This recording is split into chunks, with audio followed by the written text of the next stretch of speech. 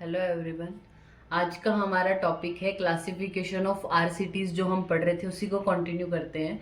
आज हम पढ़ रहे हैं classification of RCTs on the basis of hypothesis. ठीक है, जब भी हम कोई स्टडी शुरू करते हैं तो उससे पहले हमें एक हाइपोथेसिस फॉर्म करनी होती है। सपोज हम किसी एक ड्रग की एफिकेसी को इवेल्युएट करना चाहते हैं, सपोज ए उस ड्रग का नाम है, तो हमें क्या करना होता है कि पहले हाइपोथेसिस दो तरीके की, नल हाइपोथेसिस और अल्टरनेट हाइपोथेसिस। तो हम उसमें क्या करते हैं कि ये जो हमारी ड्रग है, ये अगर हम कंपैरेटिव ग्रुप रख रहे हैं तो उसमें बात करते हैं कि ये ड्रग हमारी इससे अच्छा काम करेगी या फिर इसके जितनी इफेक्टिव है, ऐसा हम शुरू में मान लेते हैं। हाइपोथेसिस क्या है? एक एजम्पशन हम स्टडी करने से पहले मान लेते हैं।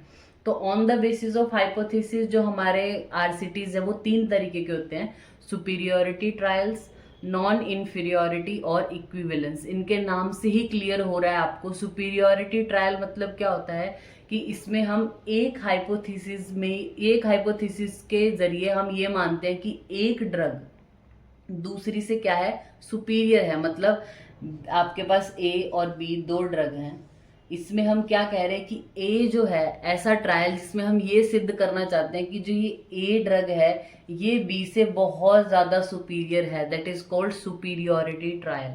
ठीक है।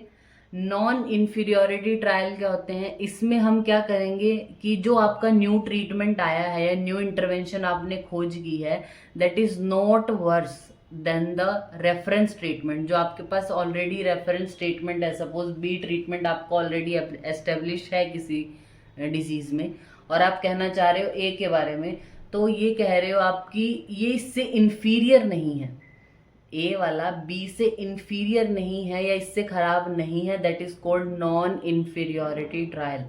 फिर आता है इक्विवेलेंस ट्रायल। इक्विवेलेंस ट्रायल में आप ये बोलते हो कि जो ए और बी ये दोनों ड्रग है, ये क्या है, इक्विवेलेंट है, मतलब इनके जो रिजल्ट आएंगे उनमें कोई भी फर्क नहीं आएगा। इक्विवेलेंट है, दोनों का जो रिजल्ट आएगा वो सेम आएगा। इक्विवेलेंस में आता है सेम। नॉन इन्फीरियोरिटी वाले में क्या है कि इससे वर्स नहीं है या इससे ज़्यादा खराब नहीं है ये ट्रीटमेंट। जो नया ट्रीटमेंट ए आप बताना चाह रहे हो वो बी वाले से वर्स नहीं है। सुपीरियोरिटी में आप बताते हो कि ये सुपीरियर है। तो आपको, अगर आप एमडी की एग्जामिनेशन के लिए अगर हम बात करें तो टाइप्स ऑफ आरसीटीज ऐसा करके आ सकता है क्वेश्चन ज़्यादा मार्क्स के लिए। तो उसमें तो on the basis of study design, on the basis of hypothesis, on the basis of open और ब्लाइंडिंग, वो बहुत सारे टाइप आ जाते हैं।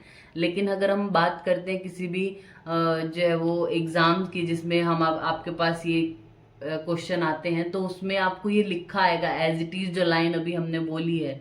जैसे ये क्वेश्चन आया हुआ है कि ऐसा ट्रायल, ऐसे आरसीटीज जिसमें जो न्यू ट्रीटमेंट है is not worse than the reference treatment is called which type of trial, तो नॉन इन्फीरियोरिटी।